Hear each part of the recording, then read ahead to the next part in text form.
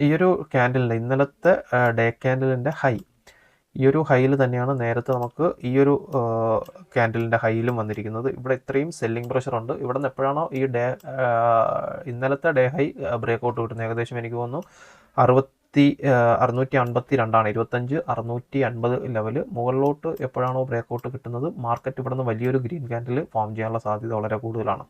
ഈ ഒരു selling pressure ഇവിടെ നിന്ന് മാറണം. ഈ ഒരു സെല്ലിംഗ് പ്രഷർ മാറിക്കഴിഞ്ഞാൽ മുകളിലോട്ട് കയറി പോകാനുള്ള സാധ്യത വളരെ കൂടുതലാണ്. അതിന് മുന്നേ മാർക്കറ്റ് ഇനി മുകളിലോട്ട് കയറുകയാണെന്നുണ്ടെങ്കിൽ നമ്മൾ വീക്ക്ലി അനാലിസിസിൽ ഇവിടെ നിന്നൊരു പുൾ ബാക്ക് കിട്ടുമെന്നാണ് പറഞ്ഞത്. ഒരു ബൈയിങ് പ്രഷർ ഇവിടെ നിന്ന് ഉണ്ടാവും. പക്ഷേ മുകളിലോട്ട് കയറുമ്പോൾ മുകളിലോട്ട് അടുത്ത് ഇമ്മീഡിയറ്റ് വരാൻ സാധ്യത ഉള്ള ഒരു റെസിസ്റ്റൻസ് എന്ന് പറയുന്നത് ഇവിടെ നിന്ന് നമ്മൾ ഫിബ് താഴോട്ട് വരയ്ക്കുകയാണെന്നുണ്ടെങ്കിൽ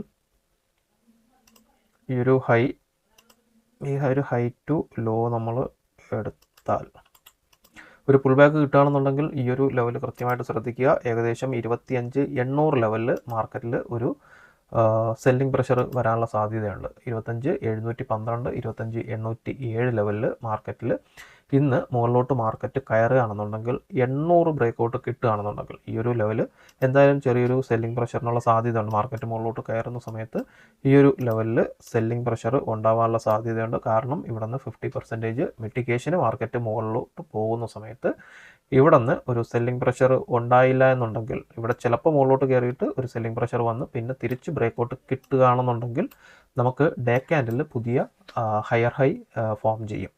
അപ്പം ഈ ഒരു ലെവൽ പ്രധാനമാണ്. 25,712 തൊട്ട് 807 വരെ എന്ന ഏരിയ. ഇവിടെ നിന്ന് മുകളിലോട്ട് ബ്രേക്കൗട്ട് കിട്ടുന്നത് വരയ്ക്കും വലിയ എൻട്രികൾ മുകളിലോട്ട് എടുക്കാതിരിക്കാൻ വേണ്ടിയിട്ട് ശ്രദ്ധിക്കുക.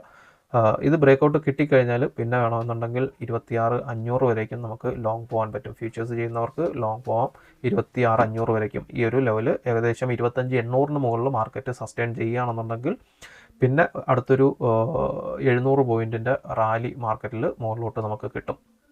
അപ്പോൾ ഇന്നത്തെ ദിവസം മാർക്കറ്റ് ഇങ്ങോട്ട് കയറുകയാണെന്നുണ്ടെങ്കിൽ 800 ലെവലൊക്കെ കൃത്യമായിട്ട് ശ്രദ്ധിക്കാം.